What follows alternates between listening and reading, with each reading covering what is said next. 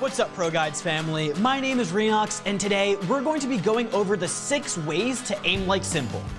As you hopefully know, Simple is one of, if not the best CSGO player to ever touch the game, and for many, he truly is the GOAT of CSGO. In today's video, we're going to be going over some of the ways that he can always destroy his competition, and we'll be looking in depth at what makes his aim so great and so special. Before we do all of that though, you probably already guessed it. That's right, it's time for our question of the day. Today's question being, do you think Simple is the best Counter-Strike player, and why or why not? Personally, I definitely think so. Sure, ZywOo was actually ranked #1 last year, but Simple was definitely a close second. I think back to the year that Simple is definitely going to be back on top again, and he'll ultimately get that #1 HLTV spot for 2020. But what about you though? What do you think? Make sure to let us know in the comments down below. Alright, the first thing we're going to be discussing, and probably the most notable thing about Simple and his aim, is definitely his flicks. So as many of you have guessed, this is what we're going to be focusing on. If you want to aim like Simple, it's very important that you start working on your flicks. If you watch Simple's streams a lot, you can see him practicing his flicks constantly, and with having over 16,000 hours clocked in on the game, he's had plenty of practice. The truth about getting the ability to flick like Simple really comes from putting in the same amount of effort as Simple. From watching his streams, it seems like Simple's preferred way of practicing his flicks is simply just in aimbots, the well-known community map, and forcing himself to flick onto targets there. Both using the AK and trying to go for headshots, but also by trying to flick with the up. When it comes to practicing things like flicking though, or for a lot of skills for that matter, consistency is key. It's a lot better if you spend 20 minutes practicing each day for a week or two than it is to just spend 14 hours grinding non-stop in just a single day. So when it comes to practicing, it's definitely best if you can settle on a schedule as early on as possible. At first, it might be rough, but you'll get used to it soon enough, and then it'll essentially become a habit that you won't even have to think about anymore, just like brushing your teeth. If you can start practicing your flicking skills each and every single day, then you're definitely on your road to improvement. And if I had to guess, you're probably even improving very fast. From personal experience, I can definitely say that it can be a bit difficult to actually start and stick with a training routine, especially if you're lacking the motivation to really improve. But if you are able to get started doing it and you do so in an effective manner, you'll definitely see the results. The second thing about his practice that always gets him nutty aim is that he's always deathmatching. In between games of FPL, as a warm-up, or even as a casual way of just spending time, you can always find Simple in a DM server. Personally, I'm also a big fan of playing Deathmatch since it's a great way to practice against realistic targets. On top of that, it's also kind of relaxing. When it comes to Deathmatch, it's probably best though that you don't, like so many people do, play mindlessly. Practice is always a lot more effective when it's targeted practice. So when you're deathmatching, make sure that you're always working on something specifically, focusing in on that one goal that you have in mind. Maybe you want to focus on spraying, or one-taps, or even just your flicks. It could be anything really, but just make sure you have something in mind. Another thing that you can do is after each and every fight is tell yourself if it was a good fight or a bad one. A good fight would have been if you're playing against someone of your own or maybe even a bit of a higher rank. Would you have realistically have won that fight or not? For me personally, I'm quite strict, so if I miss more than a shot or two, I would usually say it's a bad fight. Same thing for when I feel like I was too slow. It might not work for everyone, but for me, it's definitely something that I've noticed makes me have better fights more often, which is exactly what I need when I'm playing my own ranked games as well. Basically, play a deathmatch as often as you want, and make sure you're doing it purposefully whenever possible.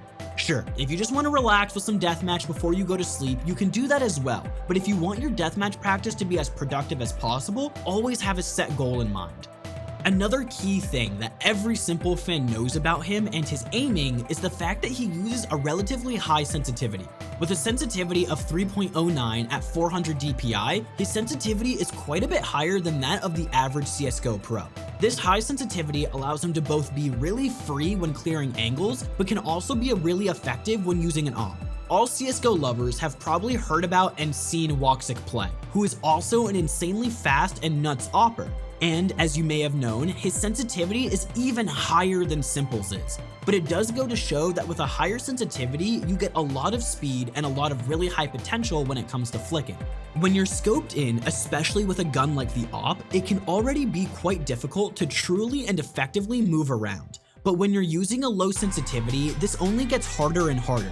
You don't really see players like Nico re-peeking and re-peeking with an op, but for players like s1mple or Woxic, that's a whole lot more common. Outside of the main benefits of a higher sensitivity though, that would be an easier time clearing angles for example, or also other things like being able to flick better and faster, and for some people, it's even a lot more comfortable. There are also a few downsides of it though, and the main one is that it's a lot harder to control. The lower your sensitivity, the higher the room for error. So if you're using a sensitivity that's too high, you won't be able to get away with as much error as you would in a lower sensitivity. That's bad and all, but by far the worst part of having a high sensitivity is the fact that having good crosshair placement does become a lot harder. If you watch both players like Woxic and s1mple, you can see that their crosshair placement is not always on point. Their aim can seem a bit shaky, and when they peek an opponent, they oftentimes still have to make small micro adjustments. It might not seem like that much of an issue, but it really is. If you've been playing CSGO for a while, or if you enjoy watching FPL, you might have heard the term Zantares peek. This refers to the Turkish pro player Zantares, and the fact that once he appears on your screen when you're holding an angle, it's probably already too late. The reason for this actually doesn't have a lot to do with Zantares' amazing mechanical skill, but rather his intense crosshair placement. A lot of the time, all Zantares does is stop moving and click because he will kill you super fast. There's a reason there's a term called the Zantares peek and not the s1mple peek, and that has everything to do with that s1mple is just a different kind of aimer. Basically, to sum it all up, s1mple uses a high sensitivity, which helps him especially with opping. But that doesn't mean that you should be using a really high sensitivity as well. Because crosshair placement does suffer quite a bit, basically you should use what you prefer and whatever feels more comfortable to you, whatever that may be. Something else that s1mple is known for and that is hugely important to his game is his infinite confidence. When you watch s1mple on LAN and you can see his face cam, you can truly see his great confidence. Especially when it comes to situations like clutching, where you may see some tension or stress in other people's eyes or body posture, not s1mple. s1mple is always confident. You can always see that in the way he celebrates once he ultimately wins his clutch, but also especially in the way that he sometimes holds his angles. Something that you can actually see s1mple doing quite a lot, which is something we'd highly recommend you avoid unless your flicks are really nasty, is holding in between two angles. Sometimes when s1mple isn't really quite sure where his opponent will peek him, instead of gambling, he just places his crosshair comfortably in between both angles and just casually flicks to whatever angle his opponent decides to peek from. It's a really bold and honestly kind of a bad strategy, but since it does work for him, you can't argue with it. Something you can argue with though is his great display of confidence, which is a key part of the game. If you aren't confident when playing, you'll ultimately fail 9 times out of 10. Confidence is perhaps one of the most important things in a CSGO player aside from their raw mechanical skill and game sense. So how does s1mple get this kind of confidence? Well, it probably has to do with his character, but one thing we can definitely say for sure is that it has a lot to do with the fact that he knows the best thing to do in each and every single situation. If you want to know what the best option is at all times, well, luckily for you, we got you covered. s1mple has actually his own course over on ProGuides.com, and in this master course, s1mple himself will teach you everything Counter-Strike related, and it will massively help you improve. In this course, s1mple reveals all of his secrets and techniques so that you can use them to dominate your competition. All you have to do to access it is head on over to ProGuides.com and start the course. Something else that s1mple is really great at is spray control. s1mple seems to never lose control of his spray, and he always manages to transfer it wherever it needs to go. When it comes to practicing your spray to get great control, just like s1mple, there's 3 main methods. The first and probably most effective one is using the Recoil Master community map.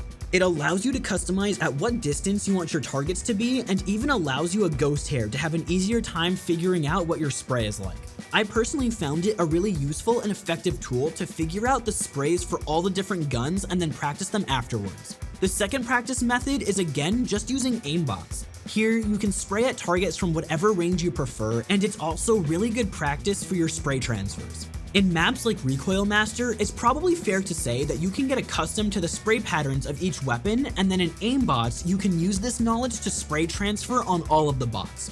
And the final practice method, once you're fully used to spraying, transferring, and more, is to probably move on to Deathmatch, where you will be able to practice against realistically moving targets or truly get ready for real match scenarios. Of course, you don't have to pick one practice method. It's probably best if you mix up all of them, in fact, to keep things interesting and to also practice all your areas of your spread. The last thing we're going to be discussing in this video when it comes to Simple is the fact that he knows how to use his AWP. The AWP is an undeniable part of Simple as a player, and the fact that he can use it so well is a staple of his game. When it comes to AWPing and when it comes to Simple, the skill really lies in both click timing and also first shot accuracy. Simple usually practices his AWP both in aimbots and in Deathmatch, really focusing on perfecting those 3 fundamental skills. If you want to aim and play like Simple, you simply have to do the same. Well guys, that's going to be all for now. If you did enjoy the video, make sure to leave a like, leave a comment, and don't forget to subscribe.